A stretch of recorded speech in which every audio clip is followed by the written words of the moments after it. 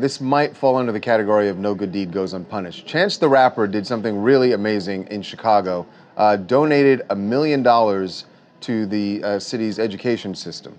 Amazing. Yeah, to public schools, really amazing. But because he did that, made that donation, a Chicago Sun-Times columnist wrote an article saying that he potentially could have a PR nightmare on his hands because he has an open child support case.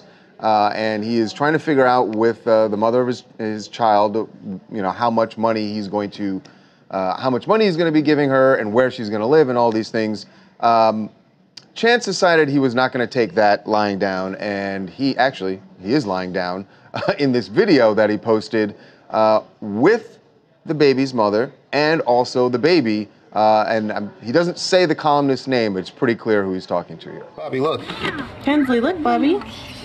Say y'all better do y'all jobs and stop worrying about how good my family is. Hensley, can I have kisses? Just a friendly reminder, don't let anybody get between you and your family. Don't be afraid of what other people are saying about you.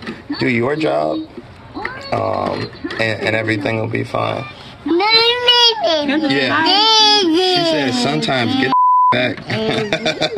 Aw, I think that's so cute. That's Kristen, his baby mama, and his daughter Kenzie, adorable. So he's basically setting this record straight, like, don't sit there and try to tear down his family. Hey, he's saying there's no problem. Well, is what he's trying to convey. Yeah. Where's a reporter getting this? Were they really working out? There are documents. There is documents. They were in a custody situation for a while now. But what, it's settled? It has not settled. According to the documents, she wants to live in a house of her own, but he doesn't want to do that, and I don't know if it's that he wants her to stay in his house. I have a quick question.